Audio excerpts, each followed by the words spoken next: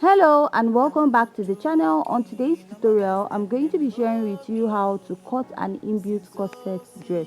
So if you haven't yet seen the first part of the video, which is the drafting of the front, please go down to my YouTube channel, or I'm going to leave the link at the description box. And if you haven't yet subscribed, please hit on the subscribe button. Let's dive right into today's video. So here I've marked out all the basic measurements just like we did for the front. The only difference between the front and the back is there's no under bust. So I'll place my tape. So at my back waistline it is 15.5, but my front waistline is 17. Remember, we minus 1.5 inches for our bust start. So 17 minus 1.5, you're going to have 15.5. So for the top length also is 20.5. For the front it is 22. So remember also we took out that bust that is why the length of the back reduced.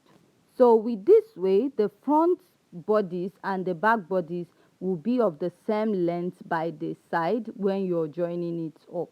So next we're going to mark our dart, and to mark that is your nipple to nipple divided by 2. And my nipple to nipple is 7 inches divided by 2. I have 3.5. So I'm just going to go ahead to mark it all up. After I'm done doing that, I'll be marking ½ inch on both sides. That is my dart intake for the back, and I'll extend it upwards and also extend it downwards this way.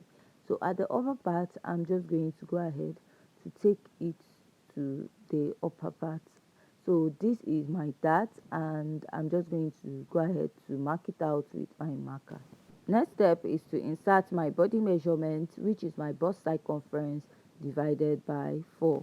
And after that, I'll go ahead to add ½ inch. I'll mark my waist circumference, which is 28 divided by 4. I have 7 plus 1 inch, that's 8, and I'll add ½ inch for sewing allowance. At the hip, I'll mark the hip circumference divided by 4 and add ½ inch to it. Next step is to place my ruler, and I'm going to connect from the bust down to the hip. So after that, we're going to divide our waist into 2, the remaining part of our waist, just like we did for the front, and we're going to insert a dart.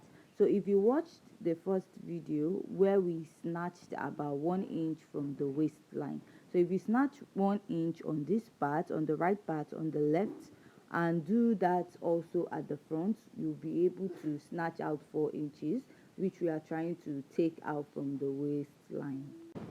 So I'll go ahead and outline my pattern. Now I want to mark my lacing bar area, but before doing that, I'll come down by ½ inch at my chest line and I'll connect it back.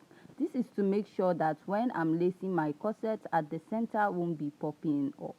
After I'm done doing that, the next step is to go ahead to mark my lacing bar area. And to mark my lacing bar area, I'm using 1.5. So this is not a standard. You can go ahead and use 2 inches or more if you want it to be open.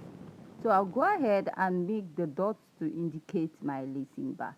So after this, we're going to go ahead to work on the upper part, which I'll mark 1 inch from the neckline. So the neckline I used is 3 inches by 1.5. And after that, going down by 1 inch, I connected it down to my nipple to nipple divided by 2.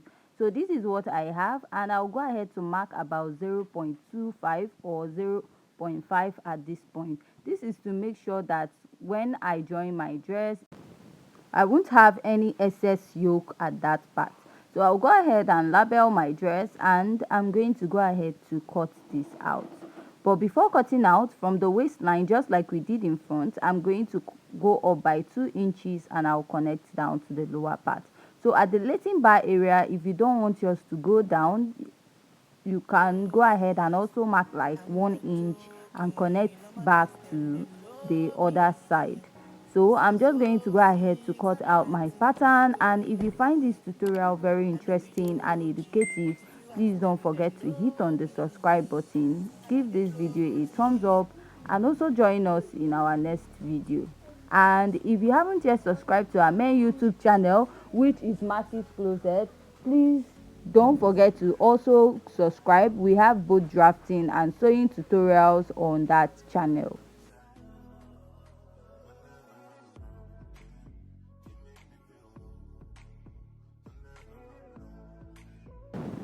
So after I'm done cutting out, this is what my back pattern looks like.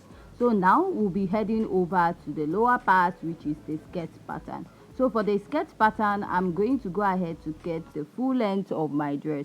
Now you want to place your tape at your waistline. My waistline is 17 inches and the full length of the dress I'm making is 35. Adding 2 inches to it, that will be my folding allowance. So I'll go ahead and mark that out, and after marking that, I'm going to go ahead to place my ruler on it, and I'm going to draw out those lines connecting it. And after I'm done connecting, I'm going to go ahead to label it as skirt length, and I'll also label this as FA, meaning folding allowance. So now you want to get your hip point. To get that is to place your tape from your waistline, and you're going to mark 7 inches.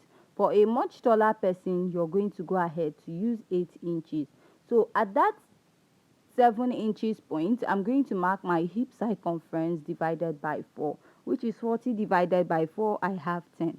Now on the waistline, I'll go back and mark my waist circumference divided by 4, and I'll add my sewing allowance.